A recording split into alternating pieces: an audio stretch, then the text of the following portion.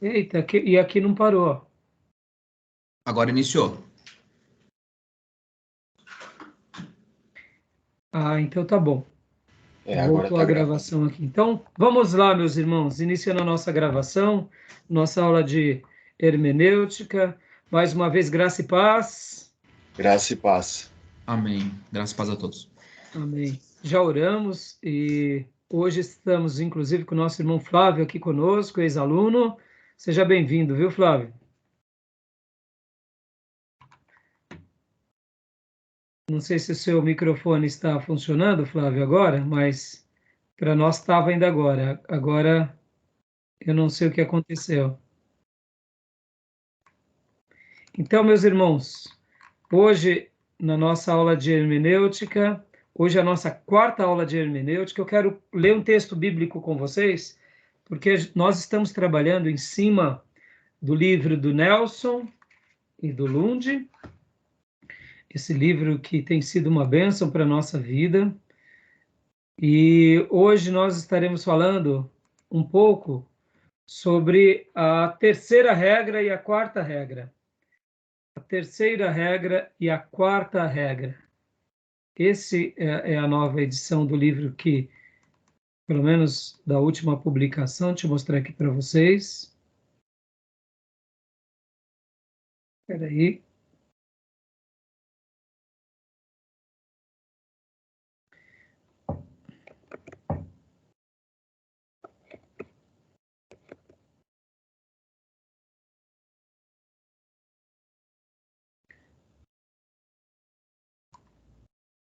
Só um segundinho. Deixa eu compartilhar. Esse é o livro texto, né? Uma das últimas edições. Então, eu quero ler o texto com vocês de Zacarias 12, do versículo 9 ao versículo 14. Alguém pode abrir e ler para nós, por gentileza? Pastor, repete para mim. Zacarias? Zacarias, capítulo de número 12, versículo de número 9 ao 14. 12, do 9 ao 14. Joia? Pode ler já? Pode. Naquele dia, procurarei destruir todas as nações que atacarem Jerusalém, e a derramarei sobre a família de Davi, sobre os habitantes de Jerusalém, um espírito de ação de graças e de súplicas. Olharão para mim, aquele a quem traspassaram, e chorarão por ele, com quem chora a perda de um filho único, e se lamentarão amargamente por ele, como quem lamenta a perda do filho mais velho.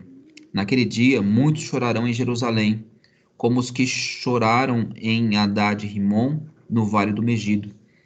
Todo o país chorará, separadamente cada família com suas mulheres chorará.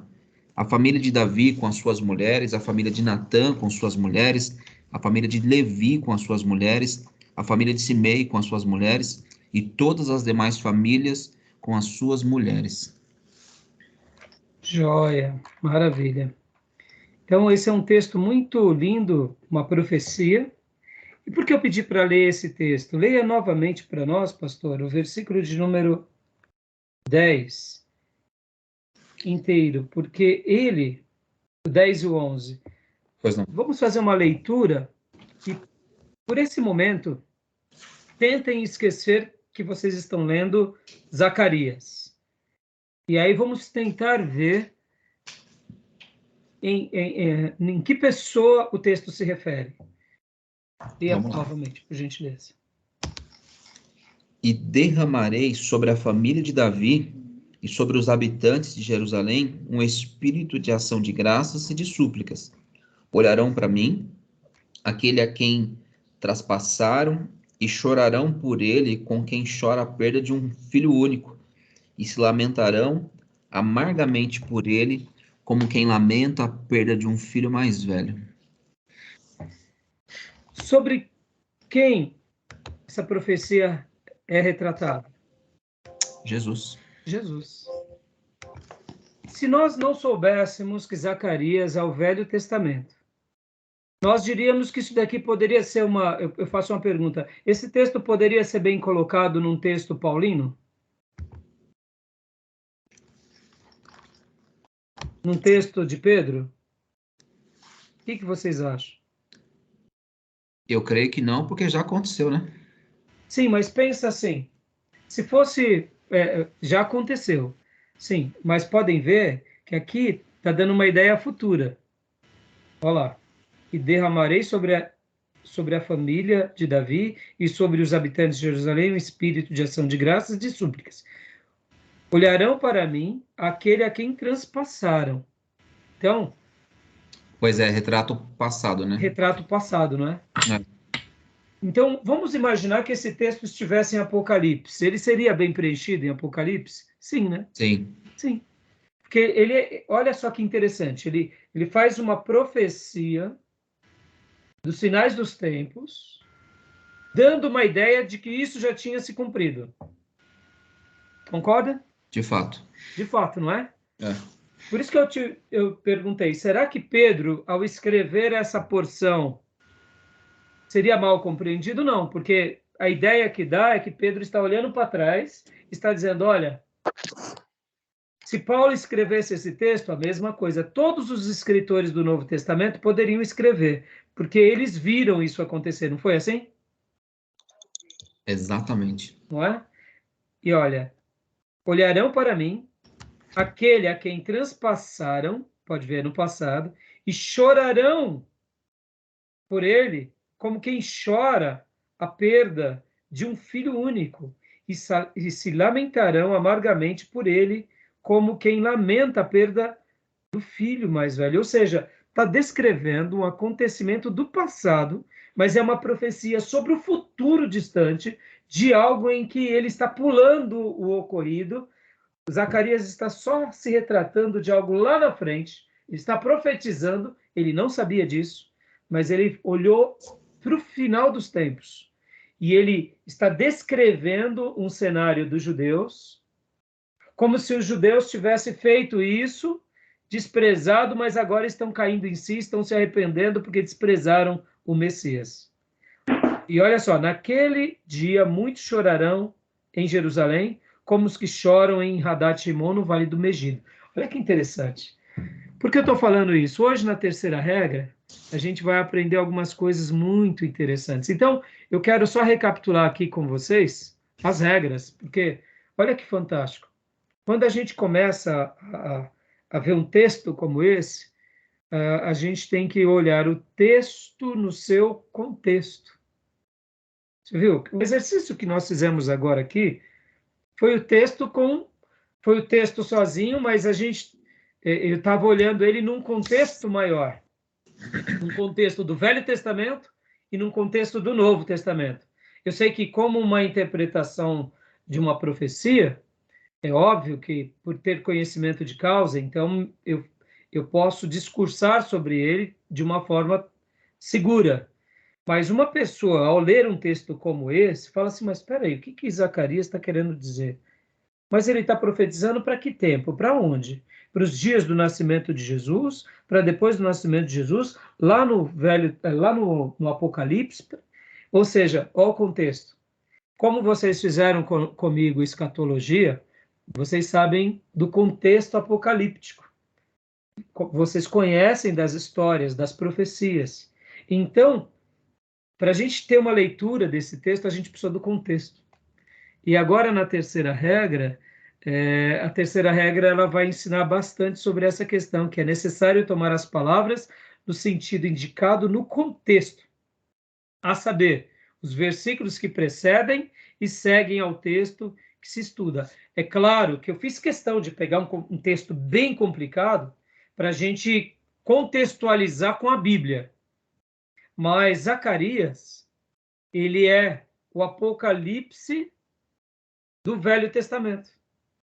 Daniel é o Apocalipse do Velho Testamento. Então, se nós pegarmos o livro de Apocalipse e pegarmos o livro de Daniel e de Zacarias e unirmos muitas profecias dos três, é tudo para os finais dos tempos.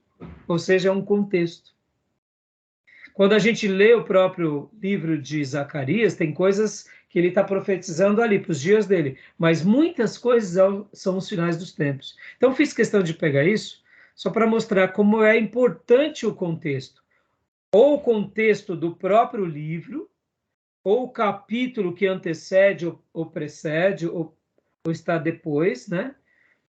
Ou os próprios livros sobre o mesmo tema, ou, no caso, né, o livro, se ele está no Velho Testamento ou no Novo. Tudo bem até aí? Tranquilo? Deu para entender ou confundiu a minha explicação? Não, foi claro. Foi claro? Então, fazendo aqui uma breve recapitulação, né? Qual é a regra fundamental, meus irmãos? A regra áurea, a regra das regras. Lembram? É seu próprio intérprete. Hã? A Bíblia é seu próprio intérprete. Ah, maravilha. Eu ia perguntar para o nosso professor aí que nos visita. Tá me ouvindo agora, Flávio? Flávio? Tá dando para você falar, não? Eu acho que estava dando problema no seu microfone, né? Tá me ouvindo? Ah, estou, Flávio. Estamos. Eu entrei agora no notebook e no celular. Agora eu acho que eu consigo. Tá bom, maravilha. Desculpa Então, aí. Tá? Flávio, lembra da regra das regras? Ah, sim, eu dei uma colada aqui agora, né? A Bíblia interpreta a Bíblia, né? É isso aí. Fantástica essa ideia, né, Flávio? Sim, sim. De tudo que a gente está ensinando aqui, como eu falei para os nossos irmãos nas aulas anteriores, se eles guardarem isso, é o maior tesouro para eles, né? É o maior tesouro. A Bíblia, pela Bíblia, ela se completa, ela se interpreta, ela se harmoniza. Ela terá códigos e ferramentas de se autoexplicar, porque o autor é sábio, é incomparável. O autor supremo é o Espírito Santo, que usa humanamente autores humanos como canetas, né? Como eu gosto de dizer. O profeta, o sacerdote, o escriba, o pastor de ovelhas, que escreveu, os evangelistas, eles são o quê? Canetas, né? Nas mãos de quem? Nas mãos do Espírito Santo. Né? Quem escreve é o Espírito Santo, usando suas canetas, né? E interessante, né? Uma vez eu ouvi uma história que dizia o seguinte: quando o Espírito Santo vai pegar uma caneta, um lápis, ele olha se tem ponta, se está afiado, né? E aí ele escreve. Se não está afiado, ele troca, pega outro, né? Pode ver, é assim a obra de Deus. Nós somos o que nas mãos do Senhor? Somos instrumentos. Ele é tudo, né?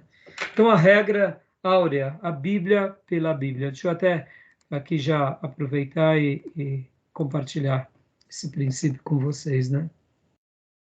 Olá. A Bíblia é o seu próprio intérprete. Regra das regras. E aí a regra 1, lembra? Agora vamos lá para os alunos. Vamos ver se os alunos estão afiados. Vamos lá. Qual que é a regra 1, irmãos? Qual que é a regra 1? A palavra. A palavra que é o sentido usual e comum dela. Isso. E aí, lembra do slide que eu até compartilhei com vocês? O slide dando aquela ideia, essa ideia aqui, mudar da janela. Espera aí. Aqui. Opa. Onde está? Aqui. Palavras. Regra 1. Usual e comum. Palavras. Palavras. Lembrem isso. Segunda regra. Qual que era a segunda regra? Frases. Frases. De que forma? Lembram? Frases no sentido que indique o seu conjunto. Lembra disso? Tudo bem? Ok. Né? Frases. Deixa eu até pegar o slide aqui.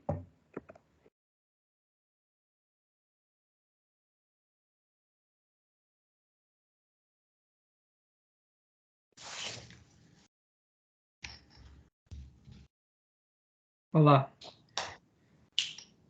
Palavras, primeira regra. Segunda regra é de todo necessário tomar as palavras no sentido que indica o conjunto de frases.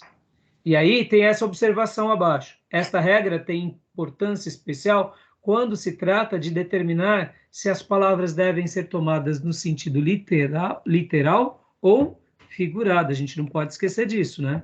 Por quê?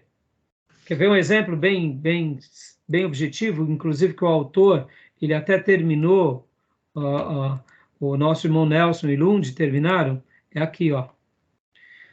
Aqui um exemplo bem clássico. Estão dando para enxergar? Está dando para enxergar? Tá pequeno para mim aqui. Vou aumentar aqui, então. Vamos diminuir um pouco agora. E agora?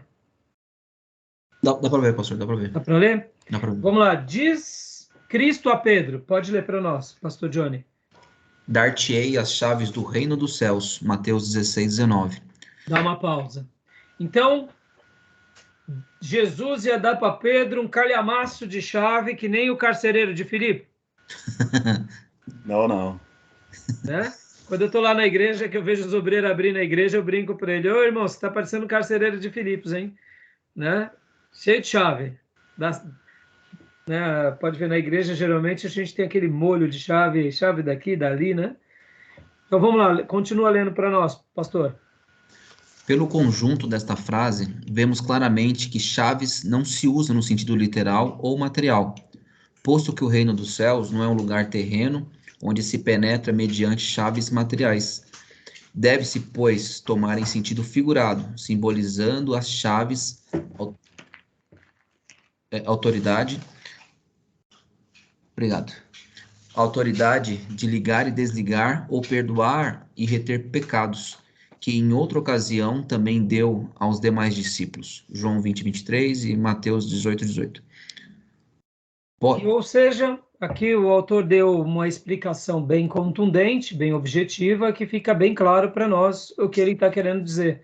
Uhum. Ou seja, a gente não pode se esquecer desse princípio, que é o princípio sobre a questão de tomar as palavras ou frases no sentido literal ou se elas estão realmente falando de forma figurada. Nesse caso, é uma forma figurada. Mas poderiam ser frases ou conjunto de frases de forma literal. Por exemplo, o texto que lemos de Zacarias é literal. Poderíamos dizer ali que era figurado. Se alguém não conhecesse, ou melhor, nos dias de Zacarias, ao ler essa profecia, os rabinos poderiam pensar: o que ele está falando? Morte de quem?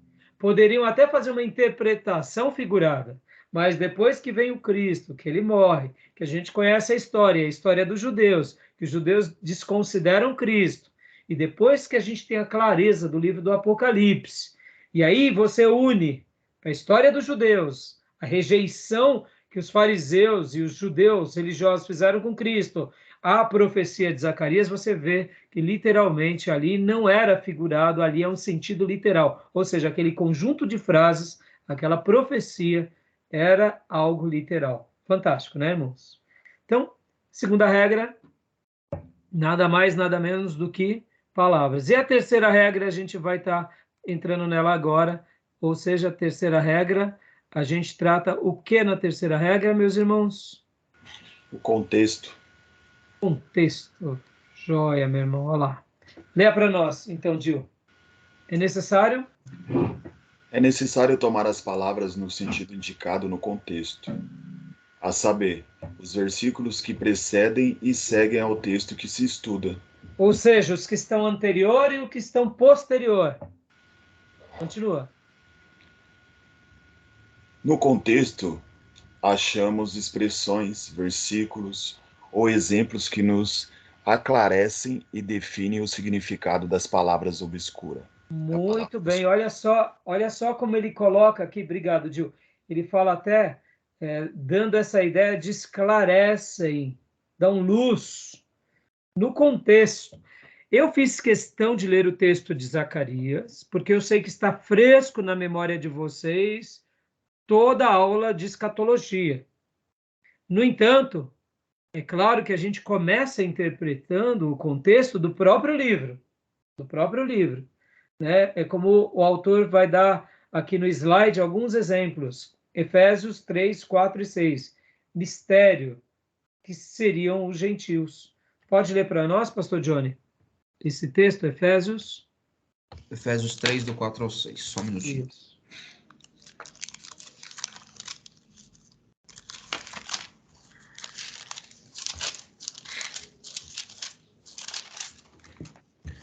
Vamos lá? Pode ler.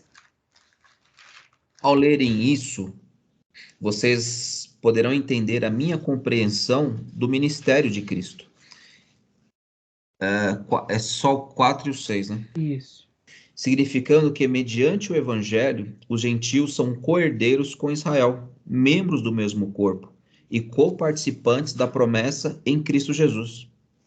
Ou seja, né, esse mistério que Paulo está se referindo, ora, ele vai trabalhar que são gentios e também, ora, em outras partes, ele vai falar que o mistério também é a igreja, que também atinge, inclusive, os gentios. Podem ver que a sinagoga, ela era, em tese, ela era uma extensão do templo, que os judeus se reuniam para adorar a Deus. Mas no coração de Deus, a sinagoga, ela era, na realidade, um polo missionário entre os gentios. Concorda? Eu não sei se vocês já pararam para pensar, o Flávio já aprendeu isso, inclusive em missões, e o Flávio, vocês sabem, ele tem uma paixão pelo lado missionário, que é algo lindo de ver na vida do nosso irmão. Quando o povo de Deus vai lá para a Babilônia, e eles são levados cativos para a Babilônia, lá na Babilônia nasce o projeto Sinagoga. Podem ver que depois de alguns anos, o povo de Deus lá na Babilônia, ele cresce e prospera. Ele prospera com Daniel, o povo de Deus, e depois prospera inclusive no reinado de Esther. E podem ver que os judeus, eles prosperam naquele ambiente porque Deus honra a fé deles, porque eles aprendem o porquê eles estão lá. Então, a sinagoga ela é espalhada em todas as províncias, mais de 120 províncias. Aonde havia uma província, onde houvesse um judeu, ali possivelmente havia uma sinagoga. Então, a sinagoga, na realidade, já estava sendo o quê? Deus marcando os gentios com o quê? Com essa agência do reino dos céus chamada sinagoga, que era a filial do templo. Porque o templo Deus cria para quê? Para que os olhos do mundo estivessem em Jerusalém e Deus usa os seus filhos em Jerusalém para que eles pudessem ser sacerdotes no mundo. Mas, como nós conhecemos bem a história, os judeus se fecham nos seus guetos e ali vivem somente as bênçãos de Deus para eles. Sendo que o projeto de Deus sempre foi o quê? De fazer de Israel uma nação sacerdotal para abençoar o quê? As nações. Podem ver que Jonas, ele é um profeta em Nínive, mas o retrato de Jonas é um retrato de como pensavam os judeus. A salvação é para os judeus, o resto do mundo que morra e vá para os quintos. Né? Na realidade, pode ver que o profeta Jonas ele não tinha compaixão dos gentios. Mas Deus, no seu infinito propósito, tinha levantado Israel para serem uma nação sacerdotal. E não para eles terem essa visão míope ou vesga. E aí Deus leva eles para a Babilônia, e lá em Babilônia a luz do reino de Deus é espalhada. E podem ver que a sinagoga, na realidade, ela vai ser a primeira ponte para a evangelização dos judeus. Quando os judeus, em especial os apóstolos, e principalmente Paulo, quando ele vai pregar num povo gentil, em primeiro lugar ele vai aos judeus. Depois dos judeus, ele sendo rejeitado entre os judeus na sinagoga, ele vai pregar ali para os gentios. Então, na realidade, o projeto sinagoga é um projeto embrionário da igreja. E aqui, quando Paulo está falando sobre o mistério que são os gentios, outrora ele vai falar também que o mistério que estava oculto era a igreja. Porque agora a igreja ela vai fazer o quê? Ela vai ser aquilo que Deus cria. Para quê? Para que o evangelho seja expandido. É claro que a gente sabe que não é igreja templo, é igreja comunidade de salvos. Podem ver que a igreja ela é a agência do reino de Deus na terra. como o Gruden fala e outros teólogos falam em teologia sistemática, que a igreja é a guardiã do reino no Novo Testamento. Assim como a sinagoga foi a guardiã do reino no Velho Testamento. É interessante isso, né? A palavra mistérios tem esse sentido. Percebam, a gente consegue explicar isso pelo contexto. O contexto de Efésios e o contexto dos textos paulinos e o contexto do que a Bíblia ensina sobre isso. É maravilhoso, não, irmãos? Quer comentar alguma coisa, Flávio? Você que é um amante das missões. Amém. Não, o senhor comentando aí, eu estou lembrando de uma passagem que eu comentei que a gente está estudando Marcos lá na igreja, né? E em Marcos 4 fala sobre o mistério do reino também. Só que ali já num outro sentido, ou seja, em cada passagem, às vezes tem um sentido, né? Sim. De acordo com o contexto. Exatamente.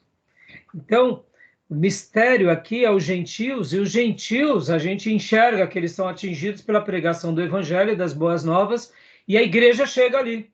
E quando a igreja chega, as portas do inferno retrocedem. Pode ver que as portas do inferno não prevalecem contra a igreja, porque a igreja avança e o inferno retrocede. Que Deus faça assim conosco. E nesses dias de redes sociais, que a igreja seja triunfante, inclusive, né, nesse novo continente, que é um continente digital, como o professor Davi me ensinou. Ele aprendeu, né, que as redes sociais hoje é o 6º continente. Pode ver. E olha, irmãos, fica aqui um desafio, viu? Aonde o povo está, a gente tem que estar. Pode ver, Paulo se fez de louco para ganhar os loucos. Se fez de sábio para ganhar os sábios. Onde as pessoas estão hoje? Estão nas redes sociais. Quem é que tem que estar lá por excelência? A igreja. Agora, claro, usando o quê? O verdadeiro evangelho, né? Nós não precisamos usar as armas do mal para tentarmos atingir o mal. Mas perceba, muitas vezes em nome do simplismo e até de uma fé, eu diria, um pouco míope, a gente fala assim, não, nós não precisamos das redes sociais. É verdade, nós não precisamos. Deus pode fazer o que ele quiser, mas se Deus abriu essa porta, olha aqui, irmãos, a gente está tendo uma aula agora. Eu estou aqui em Poá, nossa igreja sede que faz com que isso aconteça, porque o seminário, ele é a nossa igreja que patrocina o seminário, ou seja, o nosso seminário existe por causa que a igreja Batista Missionária investe, né? Então, eu estou aqui em Poá, ensinando para vocês. O Dil está em Suzano, né, Dil? Johnny, pastor Johnny também está em Suzano e o Flávio está em Brás Cubas, né, Flávio? É Suzano também. Ah, está em Suzano também? Pensei que estava em Brás Cubas. Não, então 3 irmãos de Suzano, mas aqui a gente poderia ter nordestino, poderia ter sulista, quem sabe irmãos de outra nação. Ó, irmãos, em nome de Jesus, eu acredito que isso é possível. Orem, para que a gente possa ter aqui não só 2 alunos, mas 20, 30. É guerra espiritual, eu sei que o diabo não quer isso, né? Mas Deus quer. Por quê? Porque são odres novos em vinhos novos. Amém, meus irmãos? Eu fico pensando no apóstolo Paulo nos nossos dias. O que ele não faria? Perceba, ele não ia usar isso com vaidade para se projetar, mas ele ia usar isso como uma ferramenta poderosa para se comunicar. Porque é um momento novo na nossa informação. Olha, o que eu tenho sido abençoado por meio das redes sociais é fora do comum. Porque há muitos anos atrás, irmãos, que vocês não vão conseguir ver. Eu vou tentar mostrar aqui. Ali em cima, estão vendo um monte de fita cassete? Um monte de fita cassete? O que é fita cassete? Fita. Tô brincando. Tá brincando? Então, ali e aqui atrás eu tenho tubos de CD. Sabe por quê, irmãos? Nos meus dias de pregão, o que eu fazia? Como que eu me alimentava? Eu ia pegando material em fita cassete, em CD, MP3. Então, muitas vezes eu queria fazer um curso, eu não tinha tempo. O que eu fazia?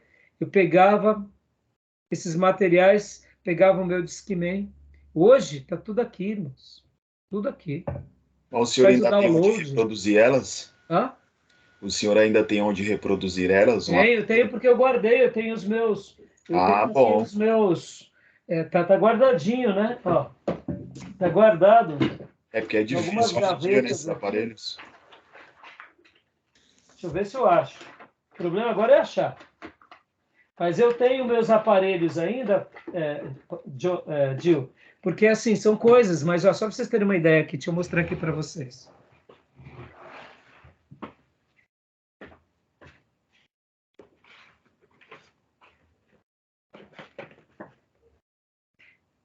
Isso daqui são pilhas de mensagens. Como que eu me alimentava nos dias de pregão?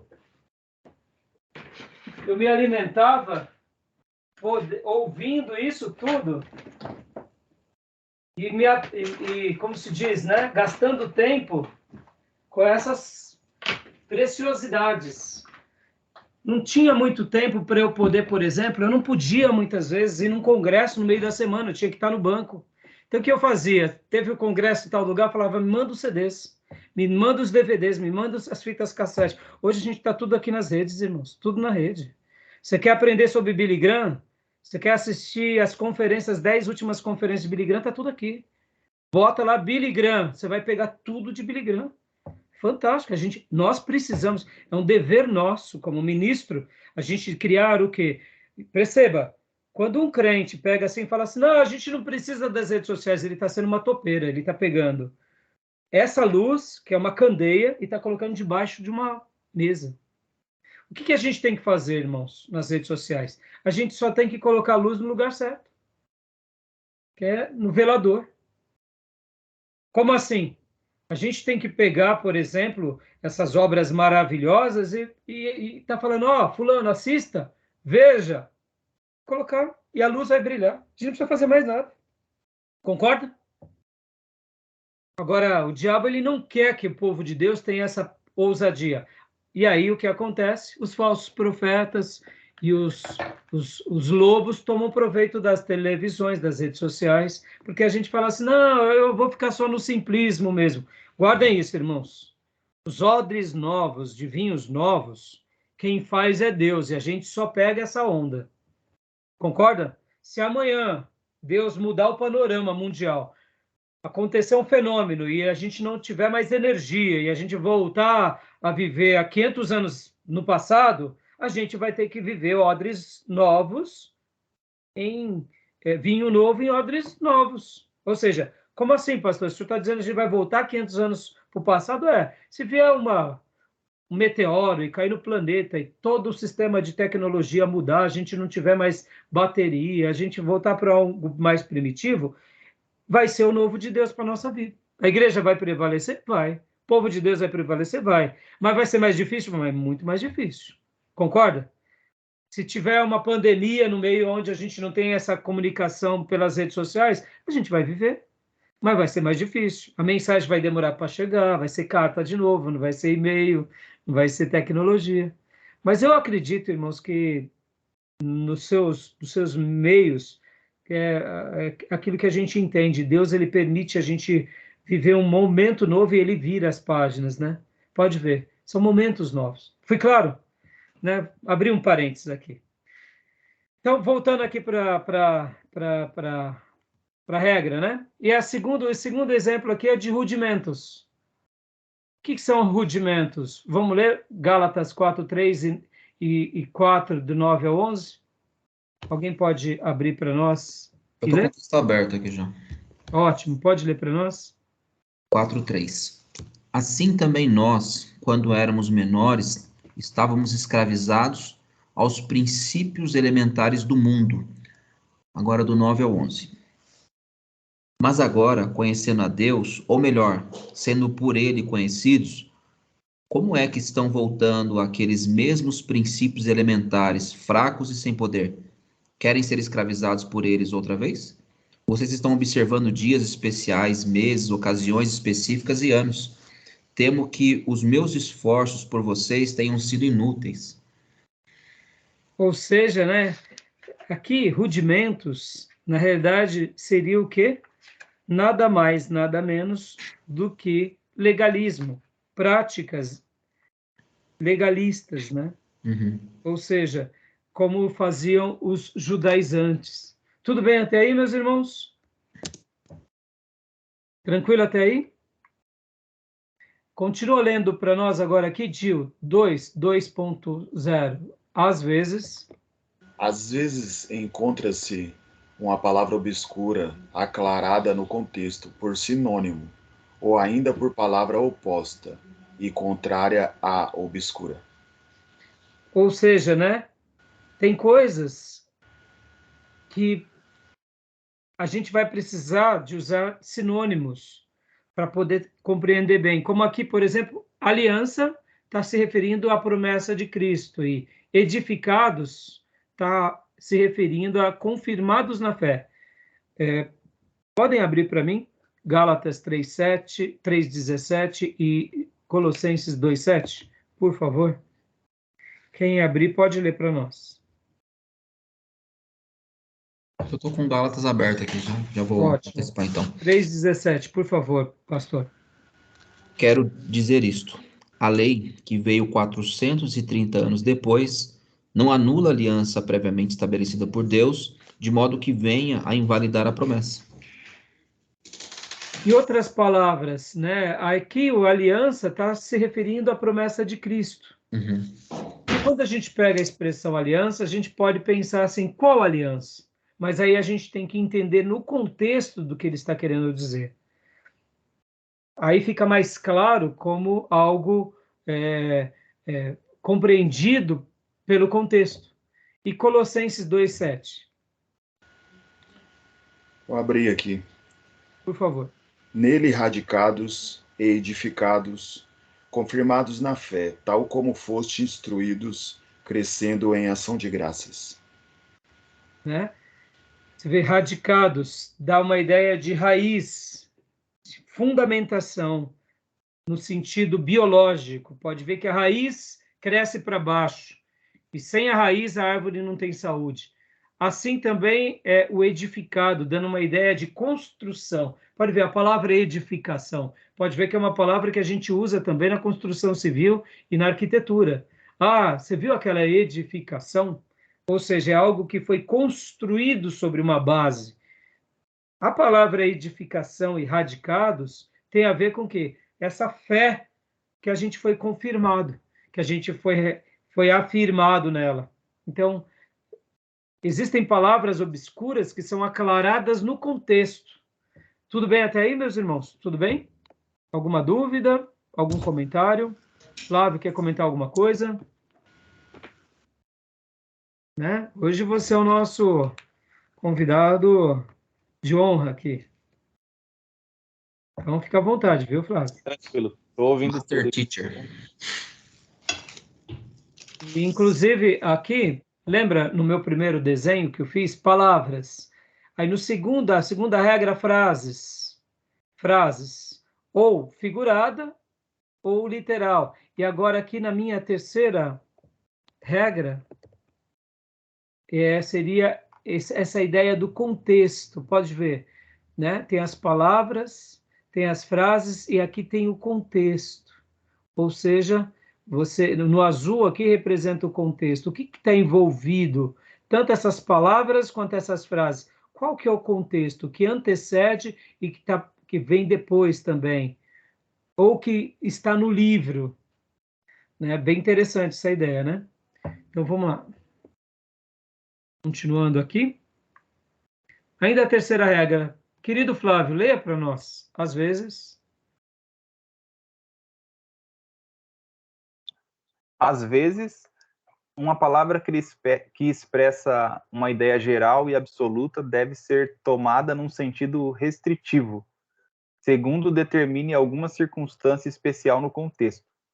Ou melhor, o conjunto das declarações das Escrituras em assuntos de doutrina. E aí vem dois exemplos, né? Salmos, pode ler? Salmos 7:8, autojustiça, e Tiago 5:4, justiça social. Abra para nós, pastor, em Salmo 7:8 e Tiago 5:4. Então, aqui você vê, às vezes, uma palavra que expressa uma ideia geral e absoluta deve ser tomada no sentido restritivo. Tem vezes que a gente tem que fazer esse papel. para a gente poder compreender o contexto, né? Isso faz parte também da terceira regra. Pode ler para nós, Salmo 7:8, por favor? Salmo 7:8. O Senhor é quem julga os povos. Julga-me, Senhor, conforme a minha justiça, conforme a minha integridade. O salmista aqui está se referindo ao quê? À autojustiça. Pode ver, ele está falando sobre o aspecto de uma justiça que a gente precisa ter e, ao mesmo tempo, ser respaldado pelo próprio Deus. E agora, Tiago 5:4, lê para nós, Gil, por favor. Eis que o salário dos trabalhadores que ceifaram os vossos campos e que por vós foi retido com fraude está clamando, e os clamores dos ceifeiros penetram até os ouvidos do Senhor dos Exércitos. Olha que interessante, aqui está dando uma ideia de trabalhadores que se sacrificam na sua tarefa, que trabalham, e ao mesmo tempo de pessoas que exploram os trabalhadores. Algo que sempre aconteceu na história da humanidade. E aqui o que acontece? O texto também trata de uma terceira pessoa que observa tudo isso, que é o próprio Deus. E o que Deus está observando? Ele está observando que aquele empreendedor está sendo desleal diante daquele que trabalha, e Deus, que observa tudo e é um justo juiz, mais cedo ou mais tarde vai exercitar a sua justiça, ou seja, fará uma justiça na sociedade, tanto com o que trabalha recompensando, quanto com o empreendedor ou com o dono, no caso, no Antigo Testamento e no Novo, que havia o sistema escravocrata, aquele senhor que tinha o poder de fazer o que fosse com o escravo, mas ele era ruim, Deus lhe cobraria dessa ruindade. Podem ver que, mesmo que houvesse o sistema escravocrata, quem tinha o escravo não tinha o direito, diante de Deus, de praticar maldade. Por quê? Porque se Deus pedia para que a gente preservasse uma árvore frutífera no campo, não sei se vocês lembram, no Velho Testamento estava dizendo assim, quando vocês forem para uma trincheira de guerra, arranquem árvores comuns, jamais prejudiquem as árvores frutíferas. Olha, se Deus fazia questão de nos ensinar a zelar do meio ambiente ao ponto de não arrancarmos árvores frutíferas, por quê? Porque aquela árvore, ela seria alimento para várias gerações, tanto de pessoas quanto de animais. Olha que interessante. No entanto, quando houvesse a necessidade de uma árvore ou de uma madeira, Deus fazia questão de deixar até o endereço, pegue aquela que não é frutífera. Outra coisa, se Deus zela pelas árvores do campo e Deus zela pelos animais, podem ver que o Velho Testamento vai falar, inclusive, sobre essa questão, que o justo cuida bem do seu animal. Ou seja, se Deus espera dos seus servos que preservem da natureza, das árvores frutíferas e zelem pelos animais, quanto mais com o trabalhador ou o escravo, que são seres humanos criados à imagem e semelhança de Deus. Logo, quem usurpa desse direito e trata mal ou o trabalhador, ou seja quem for, Deus fará justiça. Tiago 5:4 não está dizendo isso, mas o texto expressa essa ideia. Ou seja, é uma palavra que não está aqui, ela está, eu diria, embutida aqui, mas para a gente entender ela, a gente precisa do contexto. E é interessante quando a gente lê dessa forma, porque o contexto destaca a ideia. É interessante, né? Querem comentar alguma coisa? Tudo bem? Tudo bem, pastor. Ficou claro? Ficou sim. Ok. Vamos lá, então. Então, voltando, Flávio, leia para nós, por último, por favor.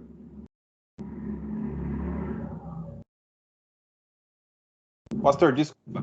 É que para ligar o fone aqui tá demorando um pouco o celular. Ah, não tem problema, Flávio, fica à vontade. Tem que ficar olhando para baixo. Não, claro.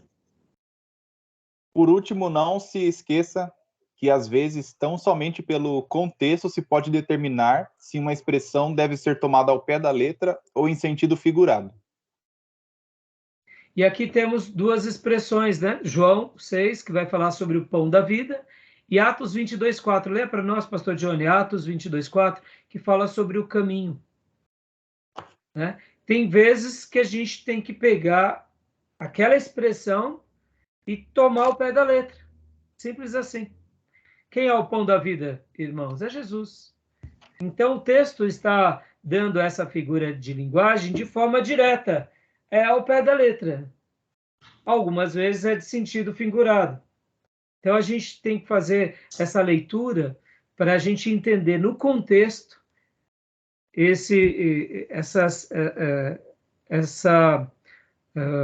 para a gente compreender por meio do contexto o texto que estamos lendo, né? Pode ler para nós, pastor? Vamos lá.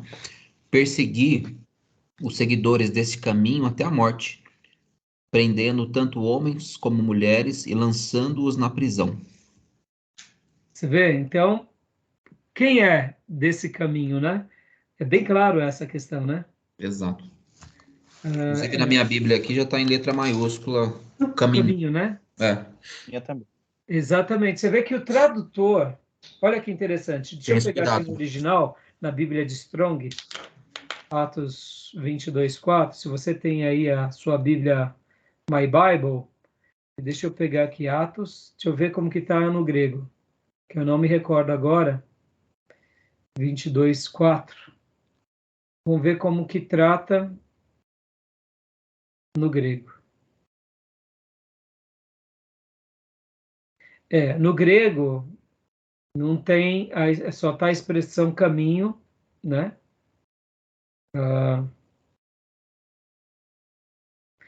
Só a expressão caminho não está em letra maiúscula, mas o tradutor, quando ele fez a questão de trazer o significado, por se tratar aqui como uma expressão direcionada aos discípulos, perseguir este caminho até a morte, né? Prendendo e metendo em cárcere os homens e mulheres de que são testemunhas o sumo sacerdote e tal. Aqui, como o texto está se referindo aos discípulos, a maioria dos tradutores no português fazem questão de deixar na letra maiúscula, né? Interessante, né? Na Corrigida Fiel está assim. Deixa eu ver aqui em outras versões. Vamos ver na King James.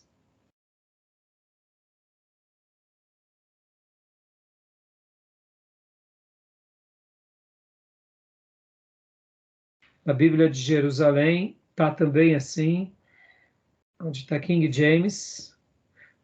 Quase todos os tradutores colocam, pelo menos em todos que eu abri até agora, caminho coloca como C maiúsculo. Super interessante, né, irmãos? Deixa eu ver, atualizada de 1959. Também trata. Olha que interessante. Deixa eu pegar uma bem antiga aqui. Se eu tenho aqui. Olha só que interessante. Na versão em grego, que é a versão do texto do Nestlé, tem uma versão do Novo Testamento grego que a gente chama de Nestlé.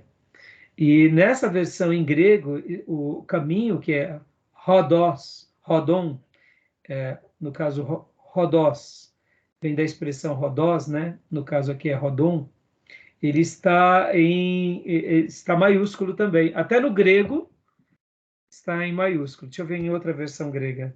Eu tenho a King James em inglês aqui, eles não colocam não, só colocam E como com W minúsculo. Ó.